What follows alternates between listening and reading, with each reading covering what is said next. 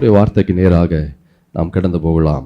நாம் எடுத்துக்கொள்வோம் ஏசாயா தீர்க்கதரிசன புஸ்தகம் 55ஆம் அதிகாரம் 13ஆம் வசனம். முட்செடிக்கு பதிலாக தேவதாரு விருட்சம் முளைக்கும், காஞ்சோரிக்கு பதிலாக மிருது செடி எழும்பும், அது கர்த்தருக்கு கீர்த்தியாகவும் நிர்மூலமாகாத நித்திய அடையாளமாகவும் இருக்கும். என் தேவனாகிய கர்த்தருடைய ஆசீர்வாதம் இந்த மாதத்திலே தேவதாரு விருட்சத்தை போல, மிருது செடியை போல உங்களுடைய வாழ்க்கையில அது கடந்து வருகிறது. ஆமென். எத்தனை பெரிய முட்செடியாக இருந்தாலும், எத்தனை கொடூரமான காஞ்சொரியாக இருந்தாலும், என் தேவனாகிய கர்த்தர் அவருடைய அற்புதங்கள், அவருடைய அடையாளங்கள் எத்தனை பெரிய முட்செடியாக இருந்தாலும் அதற்குள்ளாக என் தேவனுடைய அற்புதங்கள் ஊடுருவி அது கடந்து வந்து உங்களை ஆசீர்வதிக்கும். அல்லேலூயா. நம்ம பார்த்தோம், இந்த சவுல் உடைய வாழ்க்கையில் ஆண்டவராகிய கர்த்தர் அவனுடைய வாழ்க்கையில் வருவதற்கு முன்பதாக, அதாவது தேவ ஆவியானவர் சவுலுக்கு வருவதற்கு முன்பதாக இருந்த சவுலுடைய வாழ்க்கைக்கும், தேவ ஆவியானவர் சவுலுடைய வாழ்க்கைக்கு வந்த பிறகு சவுலுடைய வாழ்க்கைக்கும் உள்ள வித்தியாசத்தை நாம் பார்த்தோம். 1 சாமுவேலின் புஸ்தகத்தில் நம்ம பார்த்தோம், 10ஆம் அதிகாரத்தில் 11வது வசனத்தில்.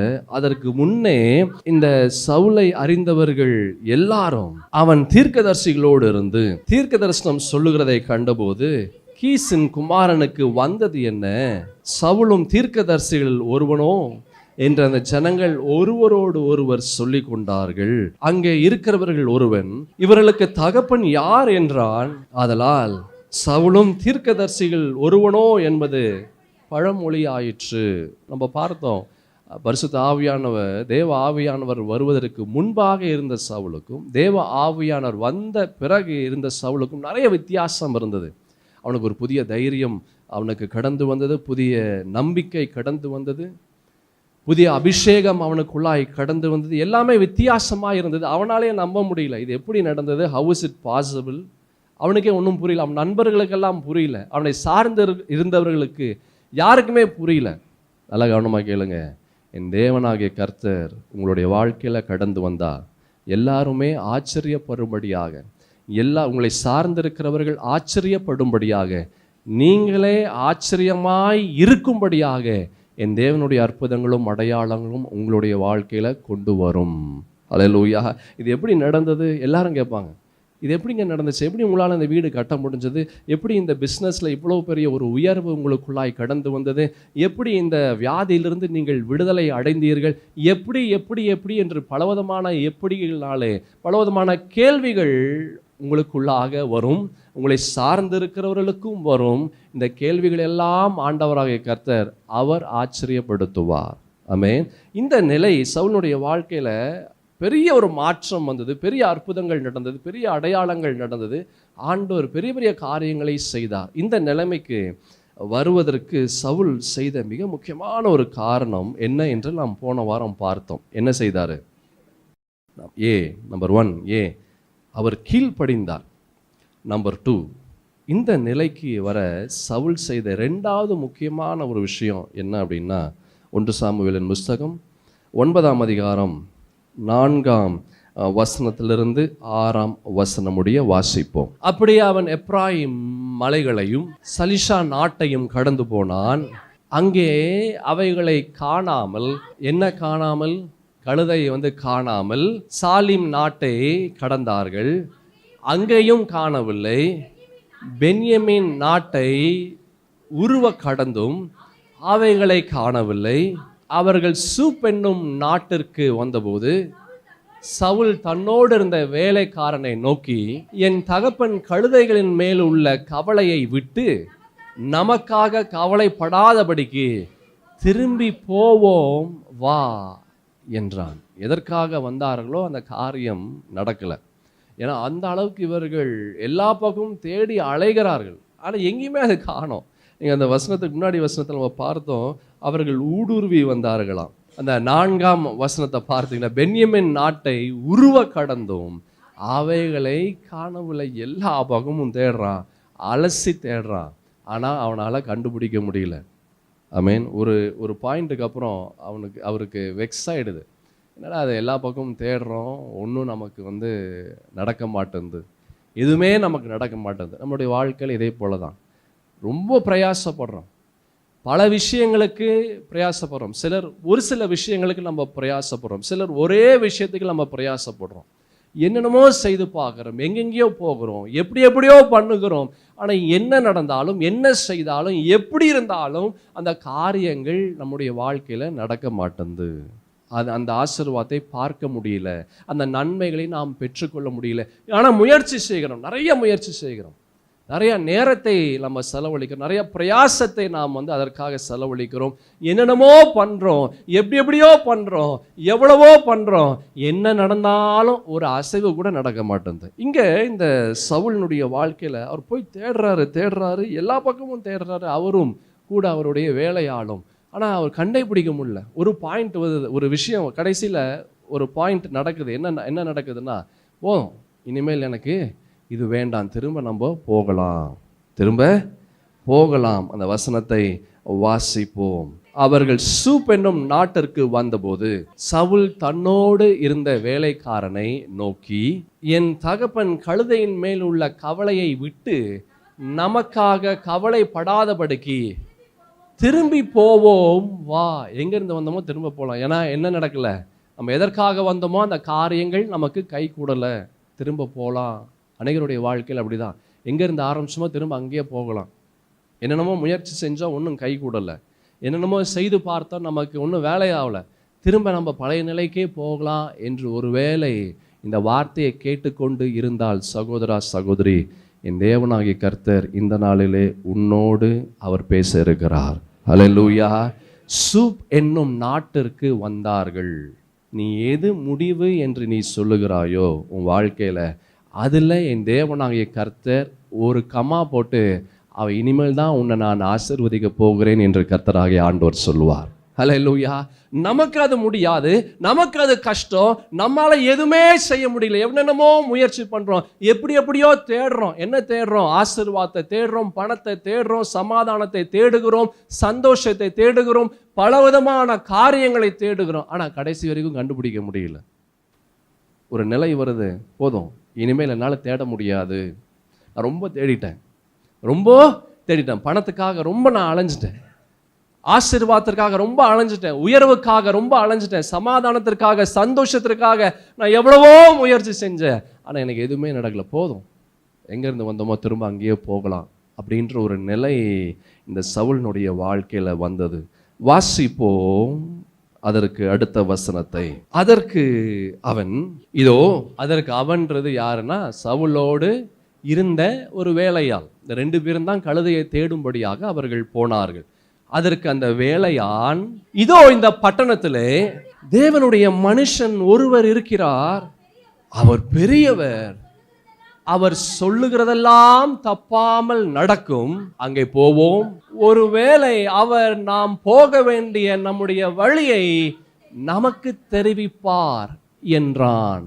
இங்க அந்த கூட வந்த அந்த வேலையால் அவனும் தேடுறான், சவுலும் தேடுறாரு, 2 பேருமே தேடுறாங்க, 2 பேருக்குமே கிடைக்கல. அல்லேலூயா. 2 பேருக்குமே கிடைக்கல. ஆனா ஒருவனுக்கு ஒரு விஷயம் கிடைத்தது, மற்றவனுக்கு அந்த விஷயம் கிடைக்கல. அல்லேலூயா. அவன் கூட இருக்கிற வேலையாளுக்கு ஒன்று கிடைச்சது. என்ன தெரியுமா கிடைச்சது? இந்த இடத்துல ஒருவர் இருக்கிறார். யார் அவர்? இல்லை, தேவனுடைய மனுஷன். அல்லேலூயா. அது சொல்ல, இந்த பட்டணத்துல தேவனுடைய மனுஷன் இருக்கிறார். 2வது அவர் சொல்றாரு, முதலாவது தேவனுடைய மனுஷன் இருக்கிறாரு, 2வது அவர் எப்படி இருக்கிறாரு? அவர் பெரியவர். He is so big. அவர் பெரியவர். 3வது அவர் சொல்வதெல்லாம் தப்பாமல் நடக்கும். ஆமென். நல்ல கவனமா கேளுங்க. இந்த சவுலுக்கு யார் இருக்கிறான்னு தெரியல, ஆனால் அந்த வேலையாளுக்கு யார் இருக்கிறான்னு தெரிஞ்சது. அல்லேலூயா. ஆமென். அது எப்படி தெரிஞ்சது? எல்லாமே தெரிஞ்சது. தேவனுடைய மனுஷன் இந்த இடத்துல இருக்கிறாரு. அவர் எப்படிப்பட்டவரா? அவர் பெரியவர். 3வது அவர் சொல்லுவதெல்லாம் தப்பாமல் நடக்கும். அல்லேலூயா. அப்பொழுது 10வது வசனத்தை பார்த்தீங்கன்னா, அப்பொழுது சவுல் தன் வேலைக்காரனை நோக்கி, நல்ல காரியம் சொன்னாய், போவோம் வா என்றான். அப்படியே தேவனுடைய மனுஷன் இருந்த பட்டணத்திற்கு அவர்கள் போனார்கள். நல்லா கவனமாக கேளுங்க. இதில் என்ன ஒரு முக்கியமான ஒரு காரியம் அப்படின்னா, கூட இருக்கிற நபர் சரியான காரியத்தை சொன்னான். அல்லேலூயா. சரியான காரியத்தை சொன்னா இந்த சவுல் அதற்கு செவி கொடுத்தான். 2வது, இந்த நிலைக்கு சவுலுடைய நிலை மாறுவதற்கு 2ஆம் காரணம், சவுல் செய்த முக்கியமான 2வது காரியம் என்ன என்றால், he listened. முதலாவது என்ன செஞ்சாரு? அவர் கீழ்ப்படிந்தார். he obeyed. முதலாவது கீழ்ப்படிந்தார். 2வது he listened. அவர் செவி கொடுத்தார். அல்லேலூயா. அவர் செவி கொடுத்தார். இதில் நல்லா யோசித்து பாருங்க. இது தவறான காரியத்தை அந்த கூட இருக்கிற நபர் சொல்லியிருந்தா அந்த நிலை என்ன ஆயிருக்கும்? திசை மாறி இருக்கும். பரிசுத்த வேதத்தில் 1 ராஜாக்களின் புஸ்தகம் 21ஆம் அதிகாரத்தில் 1ஆம் வசனத்திலிருந்து வேகமாக வாசிப்போம். இவைகளுக்கு பின்பு யெஸ்ரேலனாகிய நாபோத்துக்கு யெஸ்ரேலிலே சமாரியாவின் ராஜாவாகிய ஆகாபின் அரண்மனை அண்டையிலே ஒரு திராட்சை தோட்டம் இருந்தது. நாபோத் அப்படின்னா நான் உங்களுக்கு நிறைய முறை சொல்லியிருக்கிறேன். என்ன அர்த்தம்? ஸ்ப்ரவுட் என்று அர்த்தம். ஸ்ப்ரவுட் அப்படின்னா துளிர்க்கிறது என்று அர்த்தம். ஆகாப் அப்படின்னா டிசையர், ஆசை என்று அர்த்தம். ஆமீன். வாசிப்போம். ஆகாப் நாபாத்தோட பேசி, உன் திராட்சை தோட்டம் என் வீட்டிற்கு அடுத்திருக்கிறபடியால் அதை கீரை கொள்ளையாக்கும்படி எனக்கு கொடு. அதை பார்க்கிலும் நல்ல திராட்சை தோட்டத்தை அதற்கு பதிலாக உனக்கு தருவேன், அல்லது உனக்கு வேண்டுமானால் அதன் விலைக்கிரயமான பணத்தை தருவேன் என்று அந்த ராஜா அந்த இடத்துல ஒரு சாமானியமான சாதாரண ஒரு ஆள் இடத்துல அவன் சொல்லுகிறான். வாசிக்கலாம். அப்பொழுது நாபோத் ஆகாபை ராஜாவை நோக்கி, நான் என் பிதாக்களின் சுதந்திரத்தை உமக்கு கொடாதபடி கர்த்தர் என்னை காப்பாராக. அந்த சாதாரணமான அந்த சிட்டிசன், குடிமகன், அவன் சாதாரணமான ஒரு மனுஷன். அவன் சொல்கிறான், ஐயோ இது என்னுடைய பிதாக்கள் வைத்தது, என்னுடைய பரம்பரை இல்லை, என் தாத்தாவுடைய தாத்தாவுடைய தாத்தா அவர்கள் வைத்தது அப்படியே நாங்கள் வச்சிருக்கிறோம். இது நான் கொடுக்க மாட்டேன், இது கொடுக்கக்கூடாது, நான் இது விற்கிறதுக்கு இல்லை அப்படின்னு அவன் சொல்லுகிறான். இப்படி என் பிதாக்களின் சுதந்திரத்தை உமக்கு கொடேன் என்று யெஸ்ரேலனாகிய நாபோத் தன்னோடே சொன்ன வார்த்தைக்காக ஆகாப் சலிப்பும் சினமுமாய் தன் வீட்டிற்கு வந்து போஜனம் பண்ணாமல் தன் கட்டிலின் மேல் படுத்து தன் முகத்தை அவன் திருப்பிக் கொண்டான்.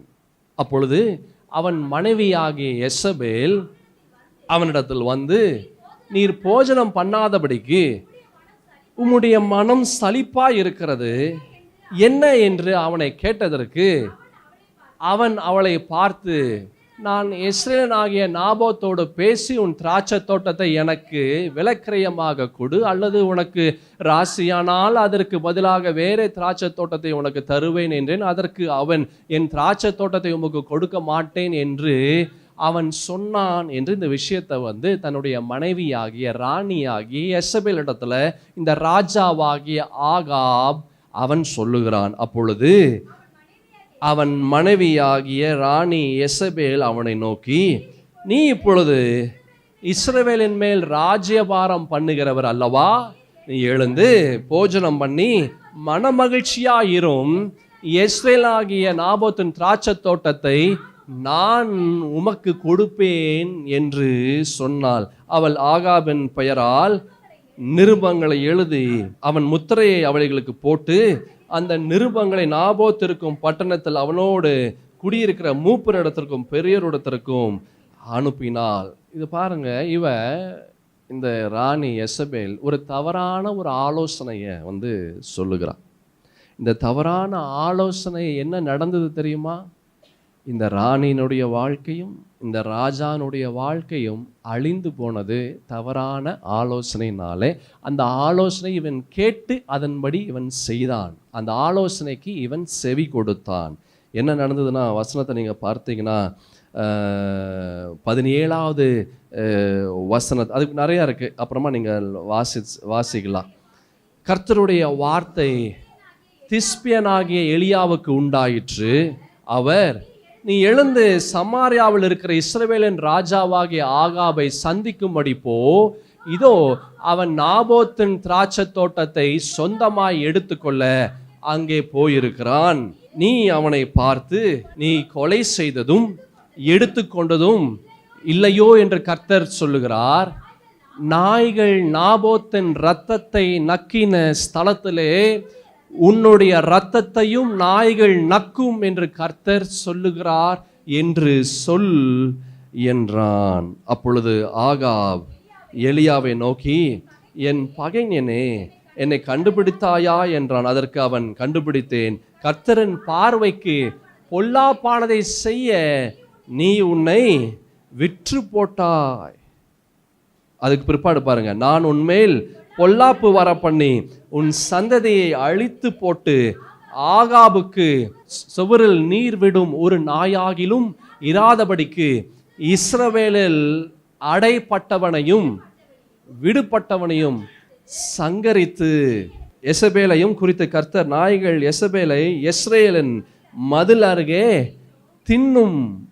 ஆகாபின் சந்ததியில் பட்டணத்திலே சாகிறவனை நாய்களும் வெளியிலே சாகிறவனை ஆகாய்த்து பறவைகளும் தின்னும் என்றான். பாருங்க, ஒரே ஒரு ஆலோசனையை கேட்டான், அவன் வாழ்க்கையே ஒன்றுமில்லாமல் ஆச்சு. தவறான ஆலோசனைக்கு செவி கொடுத்தா வாழ்க்கையே ஒன்றுமில்லாமல் ஆயிடும். அல்லேலூயா. தவறான ஆலோசனை. என்னாகமத்தின் புஸ்தகத்தில் 13ஆம் அதிகாரத்தில் பார்த்தோம் என்றால், இந்த 12 வேவுகாரர்கள் கானான் தேசத்திற்கு போகிறாங்க. அதில் 40 நாளுக்கு பிறகு அவர்கள் வெளியே வந்து மோசையின் இடத்துல, இஸ்ரவேல் ஜனங்கள் இடத்துல அவங்க சொல்கிறாங்க. என்ன சொல்கிறாங்க? ஐயோ, போக முடியாது, அங்கே போனால் அந்த ஜனங்கள்லாம் நம்மளை கொன்று விடுவார்கள், அவங்களாம் ரொம்ப பலசாலி, அவங்களாம் அப்படி இருக்கிறாங்க, அவங்களாம் இப்படி இருக்கிறாங்க, அந்த பட்டணம் ரொம்ப வந்து பயங்கரமான பட்டணம், ஒன்றும் செய்ய முடியாது, எதுவுமே பண்ண முடியாது என்று அந்த 10 வேவுகாரர்கள் அவங்க சொன்னாங்க. அந்த 10 வேவுகாரர்களுக்குள்ளாக இருந்த அந்த பயம், அவிசுவாசம் எல்லாமே எல்லா லட்சக்கணக்கான ஜனங்களுக்குள்ளாக அது கடந்து போச்சு. எல்லாரும் செவி கொடுத்தாங்க. என்னாச்சு? ஒருத்தனும், கேட்ட ஒரு ஆள் அதுங்க உள்ளே போகல, கானான் தேசத்திற்குள்ளாக போகலை. ஆலோசனைக்கு, தவறான ஆலோசனைக்கு செவி கொடுத்தா வாழ்க்கையின் பாதையே மோசமான நிலைக்குள்ளாக மாறிவிடும். 2 சாமுவேல் புஸ்தகத்தில் கூட ஒரு விஷயத்தை பார்க்கிறோம். 17ஆம் அதிகாரத்தில் 5ஆம் வசனத்திலிருந்து 14ஆம் வசனமுடைய பார்க்கலாம். ஆகிலும் அப்சலோம் அர்க்கியனாகிய ஊசாவை கூப்பிட்டு அவன் வாய்மொழியை கேட்போம் என்றான். இங்கே வந்து தாவீதுக்கும் அப்சலோமுக்கும் ஒரு பெரிய சண்டை வருது. தாவீது ராஜா ஓடி போய் ஒளிஞ்சுக்கிறாரு. தன்னுடைய மகனாகிய அப்சலோம் ராஜாவை கொல்லும்படியான அவர் ஆலோசனை கூட்டத்தை வைத்து ஆலோசனை செய்து கொண்டிருக்கிறார். அப்போது 2 பேர் ஆலோசனை சொல்கிறாங்க. அதில் ஒருவன் வந்து அகிதோபல். அவன், அந்த அகிதோபல் யார் என்றால் தாவீதுக்கு ஆலோசனை சொல்லக்கூடிய நபராக இருந்தவன். அவன் என்ன செஞ்சுட்டான்? தாவீதை விட்டுட்டு தன்னுடைய மகனாகிய அப்சலோம் இடத்துல அவன் வந்துட்டான். அவன் ஒரு ஆலோசனை சொல்கிறான், இந்த மாதிரி நீங்கள் செய்யுங்க, இந்த டைமில் இப்படி நீங்கள் செஞ்சீங்கன்னா ஈஸியாக தாவீதை வந்து பிடித்து கொள்ள முடியும், அவனை கொன்று விடலாம் என்று அகிதோபல் அப்சலோமுக்கு வந்து அவன் சொல்லுகிறான் ஒரு ஆலோசனை. அப்போது அந்த அப்சலோம் யோசிக்கிறான், சரி இவன் இப்படி சொல்கிறான், வேறொரு ஆலோசனையும் நம்ம கேட்போம் என்று வேறொரு ஆலோசனையை அவன் கேட்கிறான். அந்த ஆலோசனையை வாசிப்போம் 5ஆம் வசனத்தில். ஆகிலும் அப்சலோம் அர்க்கியனாகிய ஊசாவை கூப்பிட்டு அவன் வாய்மொழியை கேட்போம் என்றான். ஊசாய் அப்சலோம் இடத்தில் வந்தபோது அப்சலோம் அவனை பார்த்து, இந்த பிரகாரமாக அகிதோபல் சொன்னான், அவன் வார்த்தையின்படி செய்வோமா அல்லவென்றால் நீ சொல் என்றான். அப்பொழுது ஊசாய் அப்சலோமை நோக்கி, அகிதோப்பல் இந்த விசை சொன்ன ஆலோசனை நல்லதல்ல என்றான். மேலும் ஊசாய், உம்முடைய தகப்பனும் அவன் மனுஷரும் பலசாலிகள் என்றும் வெளியிலே குட்டிகளை பறிகொடுத்த கரடியை போல மனம் மெருகிறவர்கள் என்றும் நீர் அறிவீர். உம்முடைய தகப்பன் யுத்த வீரனுமாயிருக்கிறார், அவர் ராக்காலத்தில் ஜனங்களோட தங்க மாட்டார். இதோ அவர் இப்பொழுது ஒரு கெபியிலாவது வேற யாதொரு இடத்திலாவது ஒளிந்திருப்பார். துவக்கத்தில் தானே நம்முடையவர்கள் சிலர் பட்டார்களே, ஆனால் அதை கேட்கிற யாவரும் அப்சலோமை பின் செல்கிற ஜனங்கள் சங்காரம் உண்டாயிற்று என்பார்கள். அப்பொழுது சிங்கத்தின் இருதயத்திற்கு ஒத்த இருதயமுள்ள பலவானாய் இருக்கிறவன் கூட கலங்கி போவான். உம்முடைய தகப்பன் சௌரியவான் என்றும் அவரோடு இருக்கிறவர்கள் பலவாளிகள் என்றும் இஸ்ரவேல் எல்லாரும் அறிவார்கள். ஆதலால் நான் சொல்லுகிற யோசனையாவது, தான் முதல் பெயர்சபா மட்டும் இருக்கிற கடற்கரை மணலத்தனை திரட்சியான இஸ்ரவேல் எல்லாரும் உம்மண்டையில் கூப்பிட்டு நீர் தானே கூட யுத்தத்திற்கு போக வேண்டும். அப்பொழுது அவரை கண்டுபிடிக்கிற எவ்விடத்திலாயிலும் நாம் அவரிடத்தில் போய் பனி பூமியின் மேல் இறங்குகிறது போல அவர் மேல் இறங்குவோம். அப்படியே அவனோடு இருக்கிற எல்லா மனுஷர்களும் ஒருவனும் அவருக்கு மீந்திருப்பதில்லை. ஒரு பட்டணத்திற்குள் புகுந்தாரையானால் இஸ்ரவேலில் எல்லாரும் அந்த பட்டணத்தின் மேல் கயிறுகளை போட்டு அங்கே ஒரு பொடிக்கல்லும் காணப்படாதே போகும் மட்டும் அதை இழுத்து ஆற்றிலே போடுவார்கள் என்றான். இந்த ஆலோசனையை இந்த ஊசாய் சொல்லுகிறான். அப்பொழுது அப்சலோமும் இஸ்ரவேல் மனுஷர் அனைவரும் அகிதோப்பலின் ஆலோசனையை பார்க்கிலும் அர்க்கியனாகிய ஊசாயின் ஆலோசனை நல்லது என்றார்கள். போதும். ஊசாய் அப்படின்னா ஃபாஸ்ட்னு அர்த்தம், வேகம் என்று அர்த்தம். அல்லேலூயா. இங்க இந்த அப்சலோம் ஒரு ஆலோசனையை அவன் கேட்கிறான், செவி கொடுத்தான். ஆமென். யாருடைய ஆலோசனைக்கு செவி கொடுத்தான்? ஊசாய். இந்த ஊசாய் யாருன்னு தெரியுமா யாருக்காவது? தாவீதினுடைய சிநேகிதன். அல்லேலூயா. a friend of David. அல்லேலூயா. இவன் இந்த ஊசாய் சொன்னது இதுதாங்க பெஸ்ட் அப்படின்னு அவன் செவி கொடுத்தான். தவறான வார்த்தை, அவனுக்கு அது தவறு. அல்லேலூயா. அந்த ஆலோசனையை கேட்டான், அவன் செத்து போனான். ஆமென். இந்த ஆலோசனை இல்லாம அகிதோபலுடைய ஆலோசனை கேட்டிருந்தா அவன் ஜெயிச்சிருப்பான். யாரு? அப்சலோம் ஜெயிச்சிருப்பான். ஆனா அந்த ஆலோசனையை தள்ளி விட்டுட்டு இந்த ஆலோசனையை அவன் எடுத்தான். தவறான ஆலோசனை அவனுக்கு அது. அவன் கேட்டான், அவன் வாழ்க்கை ஒன்றுமில்லாமல் அவன் அழிந்து போனான். அல்லேலூயா. ஆமென். தவறான ஆலோசனை கேட்டா ஒரு மனிதனுடைய வாழ்க்கையில எல்லாவற்றையும் இழக்கக்கூடிய ஒரு நிலை வரும். இங்க பார்த்தோம், இங்க இந்த சவுல் அவன் அந்த கழுதைகளை அவனும் அவனுடைய வேலையாலும் அவர்கள் தேட போறாங்க. அப்படி தேட போகும்போது எல்லாம் எங்கெங்கயோ போறாங்க, எப்படியோ தேடுறாங்க. அவனால் கண்டுபிடிக்க முடியல. ஒரு நிலை வந்தது, இல்லை போதும், ரொம்ப நாள் ஆயிடுச்சு, டைம் ஆயிடுச்சு, ரொம்ப எனர்ஜி அதிகமாக போயிடுச்சு, டைம் அதிகமாகிடுச்சு, எல்லாமே அதிகமாகிடுச்சு, இனிமேல் தேட முடியாது, நம்ம கிளம்பலாம், போதும், எங்கேருந்து வந்தோமோ திரும்ப அங்கேயே போகலான்னு சொல்லி அவன் போகும்போது கூட இருக்கிற அந்த வேலையாள் சொல்கிறான், ஐயா வேண்டாம், இந்த இடத்துல ஒருத்தர் இருக்கிறாரு, அவர் தேவனுடைய மனுஷன், அவர் ரொம்ப பெரியவர், அவர் ரொம்ப பெரியவர், அவர்கிட்ட போனால் எல்லாமே கரெக்டாக நடக்கும் என்று ஒரு ஆலோசனையை கொடுக்குறான். அந்த ஆலோசனைக்கு இந்த சவுல் அவன் செவி கொடுத்தான். அல்லேலூயா. கர்த்தர் எதிர்பார்க்கிறது நம்மிடம் இருந்தா, நாம் எதிர்பார்க்கிறது அது எங்கிருந்தாலும் நம்மிடம் வரும்படியாக கர்த்தர் செய்வார். அல்லேலூயா. ஆமென். கர்த்தர் எதிர்பார்க்கிறது முதலாவது இருக்கணும். அது இல்லாம நம்முடைய வாழ்க்கையில் எந்த ஒரு நன்மையான காரியங்களையும் நீ பெற்றுக்கொள்ள முடியாது. அல்லேலூயா. He listened. அவன் செவி கொடுத்தான் சரியான காரியத்திற்கு. அது மாத்திரம் தவறான வேற ஒரு காரியத்தை சொல்லியிருந்தா யோசித்து பாருங்க எப்படி இருந்திருக்கும் என்று. ஆமென். நீதிமொழிகளின் புஸ்தகம் 4ஆம் அதிகாரம் 20ஆம் வசனத்திலிருந்து 22ஆம் வசனம் முடிய பாருங்களேன். என் மகனே, என் வார்த்தைகளை கவனி, என் வசனங்களுக்கு உன் செவியை சாய், அவைகள் உன் கண்களை விட்டு பிரியாதிருப்பதாக, அவைகளை உன் இருதயத்திற்குள்ளே காத்துக்கொள், அவைகளை கண்டுபிடிக்கிறவர்களுக்கு அவைகள் ஜீவனும் அவர்கள் உடலுக்கெல்லாம் ஆரோக்கியமாம். என் மகனே, என் வார்த்தைகளை என்ன செய்ய கவனி, என் வசனங்களுக்கு உன் செவியை சாய். என் பிரியமான தேவஜனமே, இந்த வார்த்தைக்கு நாம் செவியை சாய்த்தா நம்ம வாழ்க்கை ரொம்ப ரொம்ப ஆசீர்வாதமாக இருக்கும். அல்லேலூயா. ஆனால் இந்த வார்த்தைகளுக்கு நாம் செவி சாய்க்கிறோமான்றதான் கேள்வி. அல்லேலூயா. ஆமென். இந்த வார்த்தைகளெல்லாம் நமக்கு ஜீவனை கொடுக்கும். இந்த வார்த்தைகளெல்லாம் நமக்கு உயர்வை கொண்டு வரும். இந்த வார்த்தைகளெல்லாம் நம்முடைய வாழ்க்கையின் பாதையே மாத்திரும், நல் பாதைக்குள்ளாக கொண்டு வந்துடும்.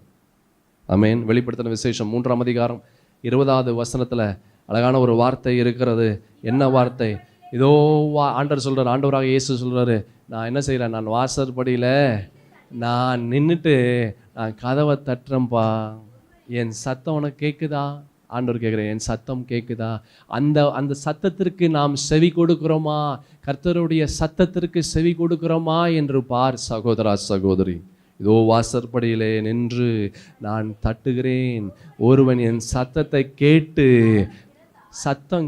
அதற்கு செவி கொடுத்தா ஆட்டோமேட்டிக்காக கதவு திறக்குங்க. அல்லேலூயா. என்ன வார்த்தைக்கு நீ செவி கொடுக்கிறாய்? நீ கேட்கிற வார்த்தை அது கர்த்தரிடத்திலிருந்து வருகிறதா? ஆமென். ரோமர்கள் நிருபம் 10ஆம் அதிகாரம் 17வது வசனத்தை பாருங்களேன். ரோமர்கள் நிருபம் 10ஆம் அதிகாரம் 17வது வசனம். ஆதலால் விசுவாசம் கேள்வியினாலே வரும், கேள்வி தேவனுடைய வசனத்தினாலே வரும். செவி கொடு, கர்த்தருடைய வசனத்திற்கு செவி கொடு. அப்போ உன்னுடைய வாழ்க்கையில் ஆசீர்வாதத்தின் கதவுகள் திறக்கும். அல்லேலூயா. அதே நீதிமொழிகள் புஸ்தகம் 19ஆம் அதிகாரம் 20ஆம் வசனத்தை பாருங்க. உன் அந்நிய காலத்திலே நீ ஞானமுள்ளவனாய் இருக்கும்படி ஆலோசனையை கேட்டு புத்திமதியை ஏற்றுக்கொள். ஆலோசனை கேளு. லிசன். செவி கொடு. ஆலோசனைக்கு என்ன செய்ய? செவி கொடு. ஆலோசனை இல்லை அப்படின்னா நம்முடைய வாழ்க்கை எங்கெங்கேயோ போயிடும். அதே இது நீதிமொழிகள் 11:14 கூட ஒரு வசனம் இருக்கு. ஆலோசனை இல்லாத இடத்தில் ஜனங்கள் என்ன செய்வாங்களாம்? அவங்க விழுந்து போவார்கள். ஜனங்கள் விழுந்து போவார்கள். ஆலோசனை இல்லை, நல்ல ஆலோசனை. அல்லேலூயா. 1 தெசலோனிக்கேயர்ல அப்போஸ்தலனாகிய பவுல் ஒரு அழகான ஒரு காரியத்தை சொல்றார். 4ஆம் அதிகாரம் 1வது வசனம். அன்றியும் சகோதரரே, நீங்கள் இன்னின்ன பிரகாரமாய் நடக்கவும் தேவனுக்கு பிரியமாய் இருக்கவும் வேண்டும் என்று நீங்கள் எங்களால் கேட்டு ஏற்றுக்கொண்டபடியே அதிகமாய் தேரும்படிக்கு கர்த்தராகிய இயேசுவுக்குள் உங்களை வேண்டிக் கொண்டு புத்தி சொல்லுகிறோம். கேளுங்க, கர்த்தருடைய வார்த்தைகள் எல்லாம் கேளுங்க. அந்த வார்த்தைக்கு நீங்கள் செவி கொடுங்கள். இந்த சவுல் அவன் சரியான வார்த்தைக்கு அவன் செவி கொடுத்தான். சரியான வார்த்தைக்கு செவி கொடுக்கும் போது சரியான காரியங்கள் அவனுடைய வாழ்க்கையில் நடந்தது. அல்லேலூயா. தவறான வார்த்தையை நீங்கள் கேட்டீங்கன்னா தவறான முடிவு வந்துடும். அந்த இஸ்ரவேல் ஜனங்கள் அந்த 10 வேவுக்காரர்களுடைய வார்த்தைக்கு செவி கொடுத்தாங்க. ஒருத்தனும் உள்ளே போக முடியல. அப்சலோமுடைய வாழ்க்கை ஒன்றுமில்லாமல் ஆனது. தவறான வார்த்தைகள். அந்த ஆகாப் ராஜா தவறான வார்த்தைக்கு செவி கொடுத்தான். அவனுடைய வாழ்க்கையும் அழிஞ்சிச்சு, சொன்ன நபருடைய வாழ்க்கையும் அழிஞ்சிச்சு. சங்கீதத்தில் பார்க்கிறோம், 1ஆம் சங்கீதத்தில் 1-2 வசனங்கள். துன்மார்க்கருடைய ஆலோசனையில் நடவாமல், பாவிகளுடைய வழியில நில்லாமல், பரியாசக்காரர் உட்காரும் இடத்தில் உட்காராத. ஆலோசனை, தவறான ஆலோசனை கேட்கக்கூடாது. துன்மார்க்கருடைய ஆலோசனை, பாவியினுடைய ஆலோசனை, பரியாசக்காரர் உடைய ஆலோசனை. எந்த ஆலோசனைக்கு நீ செவி கொடுக்கிறாய், உன்னுடைய ஆசீர்வாதத்தை நீ இழந்து விடுவாய். அல்லேலூயா. உன் நன்மைகளை நீ இழந்து விடுவாய். என்ன ஆலோசனைக்கு நீ செவி கொடுக்கிற? சகோதரா, சகோதரி, உன் வாழ்க்கையில் நன்மைகள் வரலையா? இன்னும் தேடிக்கொண்டே இருக்கிறாயா? இன்னும் அந்த சவுல் மாதிரி தேடிக்கொண்டே இருக்கிறாயா? என்ன ஆலோசனை கேட்டுக்கொண்டு இருக்கிறாய்? இன்னும் தேடிக்கொண்டே இருக்கிறாய். தவறான ஆலோசனை கடைசி வரைக்கும் தேடும்படியாக செய்யும். 2 நாளாகமத்தின் புஸ்தகம் 22ஆம் அதிகாரம் 1 4 வசனங்கள் பார்க்கலாம். 2 நாளாகமத்தின் புஸ்தகத்தில் 22ஆம் அதிகாரம் 1 4 வசனங்கள் பாருங்களேன். எருசலேமின் குடிகள் அவன் இளைய குமாரனாகிய அகசியாவை அவன் ஸ்தானத்தில் ராஜாவாக்கினார்கள். அரபியரோட கூட வந்து பாளையம் இறங்கின தண்டில் இருந்தவர்கள் மூத்த குமாரரை எல்லாம் கொன்று போட்டார்கள். இவ்விதமாய் அகசியா என்னும் யூதாவின் ராஜாவாகிய யோராமின் குமாரன் அரசாண்டான். அகசியா ராஜாவாகிற போது 22 வயதாயிருந்து 1 வருஷம் எருசலேமிலே அரசாண்டான். ஒம்ரியின் குமாரத்தியாக அவன் தாயின் பெயர் அத்தாலியால். அவனும் ஆகாப் குடும்பத்தாரின் வழிகளில் நடந்தான். துன்மார்க்கமாய் நடக்க அவனுடைய தாய் அவனுக்கு ஆலோசனைக்காரியாய் இருந்தாள். அல்லேலூயா. தவறான ஆலோசனை எல்லாமே இழந்துரும். ஆமென். எல்லாவற்றையும் இழக்கும்படியாக செய்யும். என்ன ஆலோசனையை கேட்டுக்கொண்டிருக்கிறோம்?